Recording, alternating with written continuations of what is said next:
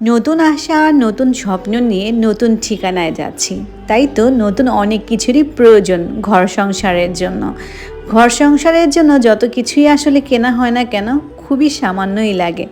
Hello, আসসালামু আলাইকুম everyone, this is Shanta from daily diary of Shanta. কী অবস্থা সবার? আজকে মূলত আমাদের নতুন বাসাতে যাচ্ছি। আমরা যে অ্যাপার্টমেন্টটাতে উঠেছি এটা একদমই নতুন, প্রথমবার আমরাই উঠছি। তার কারণে প্রচুর ধুলাবালি প্লাস অনেক ময়লা টয়লা পড়ে রয়েছে টাইলসে, সেগুলোকে ক্লিন করতে হবে। তো সেজন্যই মূলত আমরা ওখানে যাচ্ছি। বাট যাওয়ার আগে যেহেতু আমরা আগামীকাল ইনশাল্লাহ নতুন বাসাতে শিফট হব, তার আগে নতুন অনেক কিছুই আমাদের প্রয়োজন ছিল। যেমন আমাদের চুলা লাগবে, ফ্যান লাগবে, লাইট লাগবে। তো আমরা চাচ্ছিলাম যে আজকে যদি ওই কাজগুলো আমরা কমপ্লিট করে রাখি, তাহলে আগামীকাল ইনশাল্লাহ যখন উঠবো তখন আমাদেরকে আর কোনো প্রবলেম ফেস করতে হবে না। তাই সবার প্রথমে আমরা চুলা দেখছিলাম। বাট এখানে অনেক সুন্দর সুন্দর চুলা ছিল, এত সুন্দর সুন্দর জোস জোস চুলা। বাট প্রাইসটা অতিরিক্ত বেশি আমার কাছে মনে হয়েছিল। বাট চুলাগুলো দেখতে কিন্তু অনেক বেশি জোস ছিল। বাট আমি এত টাকা আসলে চুলার পিছনে ইনভেস্ট করতে চাচ্ছিলাম না।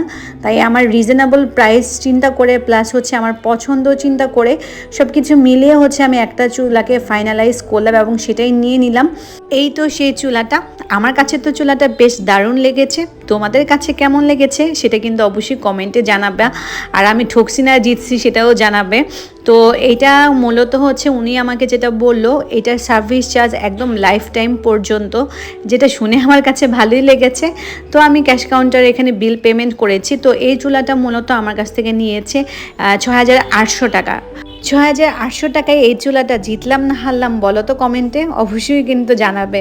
যদি হেরে থাকি তাহলে কিন্তু খুব আফসোস হবে। যাই হোক, এখানে কিন্তু আরও অনেক কিছু ছিল, যেমন এয়ার কুলার ছিল। পার্সোনালি যদিও আমার এয়ার কুলার তেমন একটা বেশি পছন্দ না, কিন্তু ওনাদের শোরুমে ইলেকট্রিক্যাল অনেক অনেক আইটেম ছিল। যাই হোক, তো আমাদের এখানে বিল পেমেন্ট করা হয়ে গিয়েছে। এই তো আমার জুয়েলারি বক্সটাও আজকে আমি সাথে করে নিয়ে আসছি। তো আমি আসলে আনতে চাইনি, আম্মু জোর করে ধরাই দিছে আর কি। যাই হোক, তো এখানে আমরা ফ্যান নিয়ে নিলাম একটা, যেহেতু আমাদের অলরেডি বাসায় 4-5টার মতো ফ্যান রয়েছে। তো আমাদের একটারই আপাতত প্রয়োজন ছিল, তো সে একটা ফ্যান নিয়ে নিলাম। দেন চলে গেলাম আমরা ফিল্টারের দোকানগুলোতে। এখানে আমরা ফিল্টার দেখছিলাম যে কোন ফিল্টারটা নেওয়া যায়। তো ফিল্টার মূলত এখন নিব না, বাসায় শিফট হওয়ার পর নিব, বাট সিলেক্ট করে রাখছিলাম। দেন আমরা অফিস থেকে একটা চঙ্গা নিয়ে নিয়েছি, যেহেতু বাসায় লাইট ফ্যান লাগাইতে গেলে অবশ্যই চঙ্গা লাগবে। চঙ্গা ছাড়া তো আমরা এই কাজগুলো কমপ্লিট করতে পারবো না। তো এইদিকে রাহাত আর সাব্বির চঙ্গাটাকে সিএনজির উপরে ভালো করে বেঁধে নিচ্ছে, যাতে করে চঙ্গাটা নিচে না পড়ে যায়। আর এইদিকে আমি আর তাহসিন রোদের মধ্যে পুড়ে একদমই শেষ। বিশেষ করে চুলাটা এত বেশি ওয়েটেড ছিল, তো এটা ক্যারি করতে আমাদের সব থেকে বেশি কষ্ট হয়েছে। তো তাহসিন মোটামুটি এখানে রেগে আছে কিছুটা, যেহেতু ওর অনেক কষ্ট হচ্ছিল, রোজার সময় যেহেতু ওই সময়টা ছিল। দেন আমরা বাসায় চলে আসি। আর বাসায় এসে এত এত কাজ করতে হয়েছে, পুরা ঘর পানি দিয়ে আমাদেরকে পরিষ্কার করতে হয়েছে।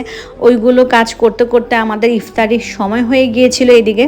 তো তাহসিন আর সাব্বির গিয়ে ইফতারি নিয়ে আসে। বাট ইফতারি নিয়ে আসার পরে আমরা কি দিয়ে বা কিসের ভিতরে রেখে খাবো ইফতারি, মানে কিছুই বুঝতে পারছিলাম না। দেন সাব্বির আর রাহাত একটা বুদ্ধি বের করে যে পলিথিনের মধ্যেই মুড়িগুলোকে মাখাবে এবং সেখান থেকেই খাবো আমরা। তো মাঝে মাঝে লাইফের আসলে কিছু কিছু সিচুয়েশন নতুন নতুন অভিজ্ঞতার সৃষ্টি করে আর কি। যেমন এই লাইফের প্রথমবার নতুন একটা অভিজ্ঞতা আমরা অর্জন করেছি। যাই হোক, ভালোই লাগছিল, সবাই মিলে একসাথে ইফতারি করছিলাম এরকম একটা পরিবেশে। কিন্তু ঘরের মধ্যে কোনো লাইট টাইট কিছু নেই, যেহেতু লাইট এখনও পর্যন্ত লাগাইনি আমরা।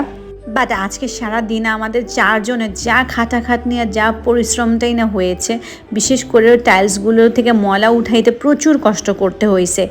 যাই হোক, তো এইদিকে আমরা ইফতারি কমপ্লিট করে ফেললাম। দেন রাহাত আর সাব্বির মিলে লাইটগুলোকে লাগাচ্ছিল। এইদিকে রাহাত সিলিন্ডারও একটা নিয়ে আসছে, এখন চুলা লাগাবে।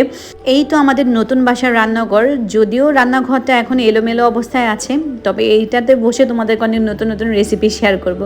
যাই হোক, লাইট লাগানো শেষ। এখন রাহাত একটা একটা করে ফ্যান লাগিয়ে নিচ্ছিল। কাজগুলো আসলে যতটা সহজ দেখা যায় আসলে এতটা সহজ না, অনেক কষ্ট। তো লাইট ফ্যান লাগানোর পর এখন হচ্ছে চুলাটাকে সেট করে নিবে, যেহেতু আগামীকাল হচ্ছে আমরা ইনশাল্লাহ শিফট হব, সেহেতু হচ্ছে এসেই যেহেতু রান্না টান্না করতে পারি রাতের বেলায়, তাই হচ্ছে এগুলো অগ্রিম হচ্ছে সব কিছু গুছগাছ করে নিচ্ছিল। তাতে করে হচ্ছে যেহেতু এখন রোজার মাস ছিল, মানে ওই সময়টা রোজার মাস ছিল আর কি, তখন যাতে রোজার সময় কষ্ট না করতে হয় তাই রাহাত সব কিছুই গুছিয়ে দিচ্ছিল আজকেই। তো আজকের মতো কাজ আমাদের কমপ্লিট করার পর দেন চলে গেলাম আমরা পাশের একটা ফার্নিচারের দোকানে। তো এখানে মূলত অনেক ধরনের খাট ছিল, বাট কোনো একটা খাট আমার তেমন ভালোভাবে আসলে পছন্দ হয়নি, যেরকমটা আমি চাচ্ছিলাম সেরকম খাট আমি পাচ্ছিলাম না, যেহেতু হচ্ছে ঈদের সময়টা ছিল, ঈদের জাস্ট আর 3-4 দিনই বাকি আছে।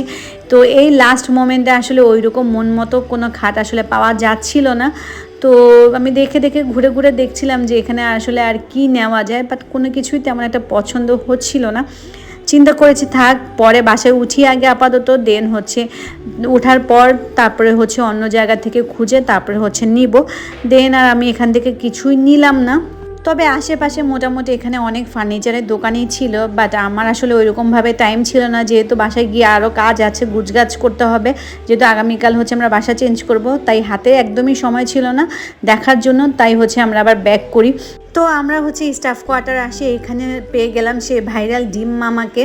তো এই ডিমওয়ালা মামার কাছ থেকে হচ্ছে আজকে আমরা ভাইরাল সেই ডিম খাচ্ছি। তো এইটা হচ্ছে রাহাত মূলত আমাদেরকে ট্রিট দিছে, যেহেতু আজকে আমরা সারাদিন অনেক অনেক কাজ করছি, আর সাব্বির আর তাহসিনও প্রচুর কাজ করেছে, সেই হিসেবে আজকে ট্রিট যে ভাইরাল ডিমওয়ালা মামার কাছ থেকে ডিম খাচ্ছিলাম আমরা। ট্রাস্ট মি, ডিমটা আসলেই মজা, খারাপ না, আমার কাছে ভালোই লেগেছে। তো আমি প্রথমে তো একটা নিয়েছিলাম, বাট একটা খাওয়ার পর আমার কাছে এত বেশি ভালো লাগছে, পরে হচ্ছে আমি দেন নেক্সট টাইম হচ্ছে আরেকটা খাই। সো খেতে খেতে আজকের ব্লগটা এখানেই শেষ করব, নেক্সট ব্লগে আবার দেখা হয়ে যাবে তোমাদের সাথে, সে পর্যন্ত সবাই ভালো থাকবে, আল্লাহ হাফেজ।